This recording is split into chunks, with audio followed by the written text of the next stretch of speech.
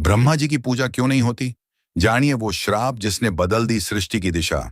क्या आपने कभी सोचा है कि जब ब्रह्मा जी ने इस पूरी सृष्टि की रचना की, हर जीव, हर तत्व, हर नियम उन्हीं के द्वारा बनाए गए, तो फिर उनकी पूजा क्यों नहीं होती? विष्णु जी की पूजा होती है, शिव जी की होती है, देवी दुर्गा, लक्ष्मी, सरस्वती, सबकी होती है। तो फिर ब्रह्मा जी क्यों इस श्रेणी से बाहर रह गए? आज हम आपको सुनाएंगे एक ऐसी पौराणिक कथा जो न सिर्फ रहस्यों से भरी है, बल्कि आपको सोचने पर मजबूर कर देगी। ब्रह्मा जी को सृष्टिकर्ता कहा जाता है। वे त्रिदेवों में से एक हैं।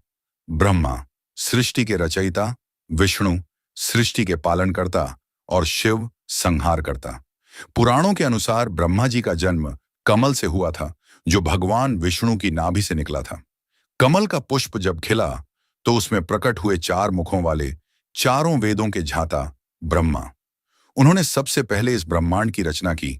देवता, दानव, मानव, वनस्पति, पशु पक्षी, नदियां, पर्वत, हर चीज ब्रह्मा जी की कल्पना और तपस्या का परिणाम है। लेकिन इतनी महान भूमिका निभाने के बावजूद उन्हें पूजा क्यों नहीं मिलती? कहानी शुरू होती है सृष्टि निर्माण के कुछ समय बाद। ब्रह्मा जी ने एक महायज्ञ करने का निश्चय किया।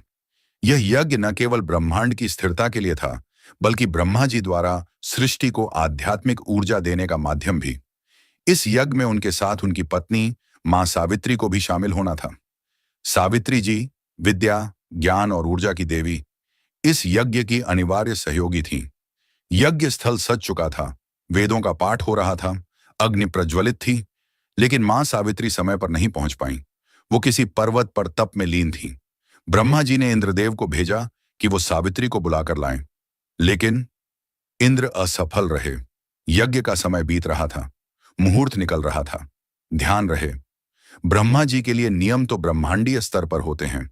यज्ञ को समय पर संपन्न करना ब्रह्मांडीय संतुलन के लिए अनिवार्य था। ऐसे में ब्रह्मा जी ने एक अन्य स्त्री को सावित्री के स्थान पर यज्ञ में बिठा दिया। वो स्त्री कौन थी? कई कथाओं में उसे गायत्री देवी बताया गया है। गायत्री, जिनका स्वरूप भी दिव्य था और जो ब्रह्मा जी की ही शक्ति मानी जाती है। यज्ञ पूरा हो गया, लेकिन ठीक उसी समय मां सावित्री वहां पहुंची, और जब उन्होंने देखा कि उनके स्थान पर कोई और स्त्री यज्ञ में बैठी है, उनका क्रोध सातवें आसमान पर पहुंच गया। सावित्री का क्रोध केवल व्यक्तिगत नहीं था, वो एक देवी थीं और उनके वचनों में ब्रह्मांड को बदलने की शक्ति थी। उन्होंने वहां उपस्थित चारों को अलग अलग श्राप दिए। पहला श्राप भगवान विष्णु को: तुम सब जानते थे, लेकिन तुमने इसे रोका नहीं, इसलिए तुम्हें धरती पर अवतार लेकर 14 वर्षों का वनवास भोगना पड़ेगा। यह श्राप रामायण में राम के वनवास के रूप में साकार हुआ।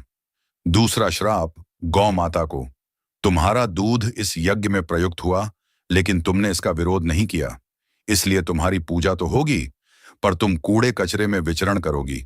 आज भी हम देखते हैं, गोमाता को पूजते हैं, लेकिन वे सड़कों पर भटकती मिलती हैं। तीसरा श्राप इंद्रदेव को: तुम्हें लाने भेजा गया, लेकिन तुम असफल रहे। अब चाहे बारिश हो या ना हो, लोग तुम्हें कोसेंगे ही। और वाकई, जब भी बारिश कम हो या बाढ़ आए, लोग इंद्र को दोष देते हैं। चौथा श्राप ब्रह्मा जी को: आपने मेरे बिना यज्ञ कर लिया, अब इस सृष्टि में कोई आपकी पूजा नहीं करेगा। इस श्राप के बाद ब्रह्मा जी की पूजा लगभग समाप्त हो गई। आज पूरी दुनिया में ब्रह्मा जी के नाम पर गिने चुने मंदिर हैं। भारत में प्रमुख रूप से केवल एक प्रसिद्ध मंदिर पुष्कर, राजस्थान में स्थित है।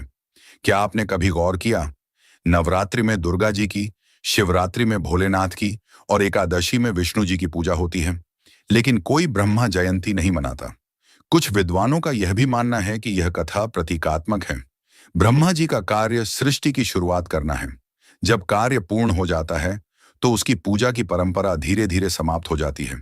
यही कारण है कि हम जन्म लेने वाले डॉक्टर की पूजा नहीं करते, बल्कि जीवन भर हमारा पालन करने वाले माता पिता या भगवान की पूजा करते हैं। ब्रह्मा जी ने आरंभ किया, विष्णु जी ने पालन किया, और शिव जी करते हैं संहार, ताकि नए आरंभ की संभावनाएं बने। आज जब हम आधुनिकता की ओर बढ़ रहे हैं, तो हमें यह भी समझना होगा कि हर पौराणिक कथा केवल एक घटना नहीं, एक संदेश होती है। सावित्री का क्रोध न्याय की मांग का प्रतीक था। वह शक्ति स्त्री के सम्मान और धर्म के संतुलन की बात करती है। और ब्रह्मा जी का न पूजना यह हमें सिखाता है कि कर्म के बाद यदि अहंकार आ जाए तो उसका फल विफलता हो सकता है।